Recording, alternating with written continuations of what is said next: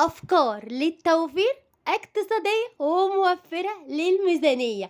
أنا دعاء ودي قناتي. لو أول مرة بتشوفيني ما تنسيش تدوسي لايك وتشتركي في القناة وتدوسي على كلمة الكل عشان يوصلك إشعار بكل فيديوهاتي. يلا بينا يا ست الكل نشوف فيديو النهاردة غدانا اقتصادي، مش هتقفي في المطبخ كتير، يعتبر مش هتقفي في المطبخ أصلا. يلا بينا نتابع الفيديو ونشوف هنتغدى ايه النهاردة. غدا اقتصادي وموفر للميزانية، والعشاء يعتبر ببلاش. ازاي يا دودو ببلاش؟ ده اللي هنتابعه في الفيديو.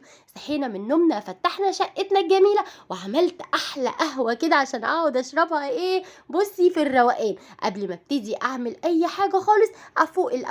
يلا بينا نحضر فطارنا القمر. هنفطر ايه النهاردة؟ كان عندي كده لانشون في التلاجة طلعته، كمان كان في اخر حتتين جبنة رومي ما كانش عندي تاني، حطيتهم برضو جنب اللانشون، وخيار كده قشرته النهارده وقطعته لهم عشان يبقى تغيير، وحته جبنه بيضه وبيضتين مسلوقين وكام رغيف فينو. قعدنا كده يا بنات وعملت لهم سندوتشات. اهم حاجه لما تيجي تعملي فطار او عشاء علشان يبقى اقتصادي او ما يهدرش معاكي، ابتدي انتي اللي اعملي السندوتشات بايديكي انتي. حضرت خلاص فطرنا وفطرنا، يلا بينا نشوف الاكله الجامده قوي. تعالوا بقى نشوف هنعمل ايه النهارده، وايه الحاجه السهله علينا واللي مش هتخليكي تقفي في المطبخ كتير. وكتير بيبقى الجو حر في الايام دي بقى سميها الاكله المنقذه، الاكله السريعه، زي ما انتي تسميها كده. معانا يا بنات الفطير المشلتت وعشاق الفطير، الفطير القمر بتاعنا. بصوا الجمال بجد، سخن وريحته بصي ريحته جميله قوي. طبعا الفطير بتجيبي على قد افراد الاسره بتاعتك. هنا يا بنات معانا 3 فطيرات، الواحده ب15 جنيه، بس اكيد مش كلهم يعني هتغدى بيهم ولا ايه.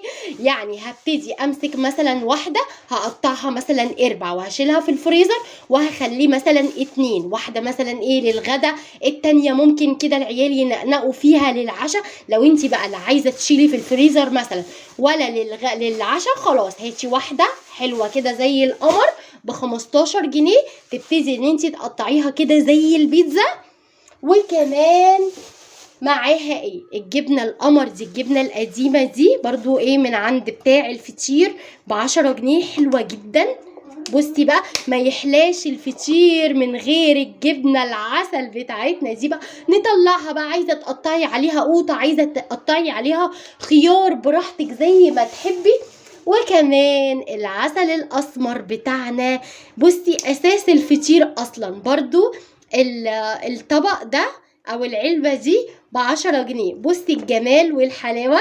يبقى انت مثلا ممكن مثلا لو انت يعني حاجه واحده بس على الغدا، لو مثلا ما بتحبيش الجبنه القديمه او اطفالك مش بيحبوا الجبنه القديمه، خلاص ممكن اجيب فطيره ب15 جنيه، وعلبة العسل ب10 جنيه، يبقى 25 جنيه. غدا اقتصادي ما يوقفكيش في المطبخ، سهل وسريع، بصي وموفر للميزانيه. وتعالى اقول لكم بقى على الحاجه الجباره، القمر بطرمان الليمون القمر ده والدتي اللي عاملاه في البيت، بجد من احسن الناس اللي بتخلل الليمون. اول ما بتخلل الليمون بقول لها لا اعملي حسابي في بطرمان، فعلى طول بتجيب لي الليمون ده بقى. والله العظيم يا بنات بجد مش يعني مش ببالغ، يعني انا بحب الليمون من ايديها، ما بحبش الليمون من بره. بجد كان حلو جدا، فعلى طول بتجيب لي بطرمان الليمون القمر ده. يلا بينا بقى نحضر اكلتنا ونشوف هنعمل ايه تاني.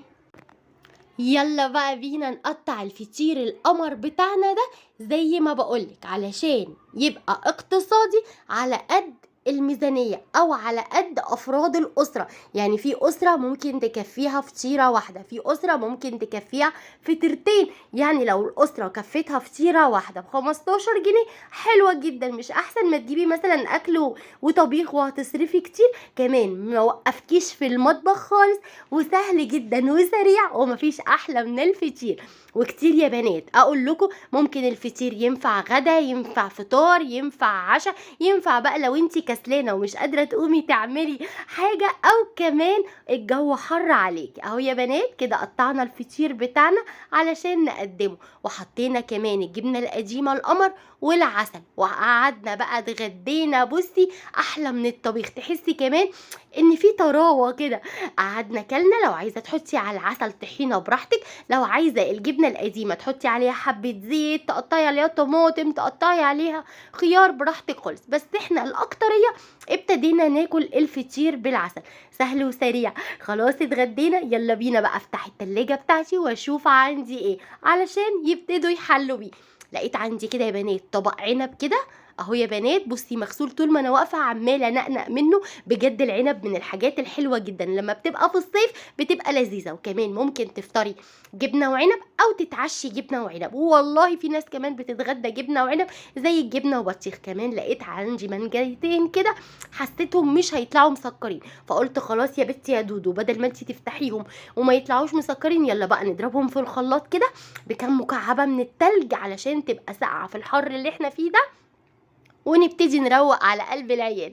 يا دوبك كده مسكت المانجتين قشرتهم وحطيت في الخلاط وحبيت سكر وحبيت ميه صغيرين مش كتير عشان المانجا تبقى تقيله، وضربتها لهم كل واحد كوبايه كده عسل، بصي تقيله وحلوه مع العنب. وقعدنا حلينا. بصي اليوم النهارده ما كانش محتاج ان انا اجيب حاجه تاني من بره، يعني خلاص بقى ما جبتش مثلا ايه حلويات من بره، او ما عملتش كيكه النهارده. يعني في ايام لو انت ما عندكيش فاكهه خلاص اعملي كيكه، حبة فشار يعني. تعالي بقى شوفي انا جبت ايه في بند المنظفات علشان يوفر عليكي كتير ويبقى سهل كده وسريع. اكيد يا بنات على طول بقول لكم في الميزانيات هاتي المنظفات بتاعتك سايبه، صح ولا لا؟ وعلى طول اقول لكم على اكتف اوتوماتيك، بس النهارده للصراحه وللامانه انا ما لقيتش اكتف اوتوماتيك، كان خلصان، وانا بصراحه كنت محتاجه مسحوق ضروري، فجبت نص كيلو اوكسي اوتوماتيك ب22 جنيه ونص. شفتي بقى الفرق قد ايه؟ بس والله عشان ما لقيتش اكتف، لكن لما بلاقي اكتف بجيب نص كيلو منه ب12 جنيه ونص. جبت كمان كيلو صابون سايل ب5 جنيه، يعني دول اللي انا كنت محتاجاهم. عندي بقى حبة كلور، عندي حبة فينيك، حبة جاز، عندي حاجات في البيت كمان سلك مواعين، فجبت الحاجة اللي انا بس ايه اللي انا محتاجاها. الصابون والمسحوق من اهم حاجة المنظفات. يلا بينا بقى نروح لعشانا النهاردة ونقول هنتعشى ايه. زي ما قلت لك العشاء ببلاش، مش احنا الصبح اتغدينا فطير خلاص احنا هنودي بقيه الفطير فين؟ لا يا ماما، ده احنا هنسخنه ونتعشى بيه، مش هنجيب عشاء النهارده من تحت، النهارده عشانا ببلاش. جبت كده الفطير بتاعي علشان اسخنه على النار من فوق. بجيب صينيه وببتدي من غير ما ادهنها اي حاجه خالص، بوطي النار وابتدي ارص الفطير عليها كده، وبيسخن الفطير، واما يسخن اقلبه الناحيه التانيه او تغطيها وتوطي عليها. بيسخن بجد وبيبقى حلو جدا، اكنك بصي لسه جايباه دلوقتي حالا. الفطير من الحاجات اللي هي حتى لو انتي شلتيها في الفريزر وتطلعيها بتطلع سهله. انا بقيت الفطير قطعته كده اربع زي البيتزا، وحطيته في كيس تلاجة، وحطيته جوه علبه وقفلت عليه وشلته في الفريزر، بحيث ان انا لما احتاج اطلع مثلا ايه قطعتين قطعتين 3 قطع 3 قطع، علشان ما يبصش. احنا في الحر يا بنات وحرام ولا ايه؟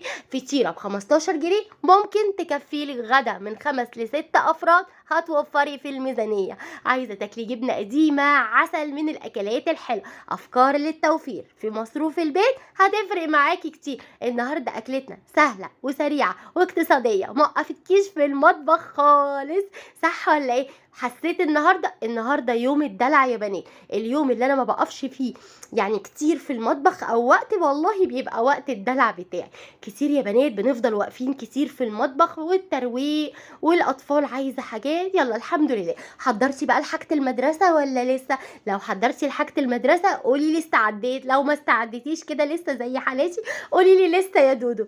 وكده يا بنات يبقى الفيديو بتاعنا خلص خلاص. لو عجبك الفيديو ما تنسينيش في اللايك والاشتراك وتفعيل الجرس عشان يوصلك اشعار بكل فيديوهاتي. كومنتاتكم الجميله بتفرحني، وشكرا لكل اللي بيبعت لي كومنت حلو ولايك جميل على قلبكم القمر دي، منوريني ومنورين القناه كلها، والقناه والله مش هتكبر غير بيكم وبتشجيعكم ليا. اسيبكم في حفظ الله، واشوفكم في فيديو جديد. ميزانية بقى جديدة، افكار للتوفير. بصوا بقى في كام فيديو نازلين قريب قوي لتجهيزات المدارس، استعدوا. باي باي يا امارات.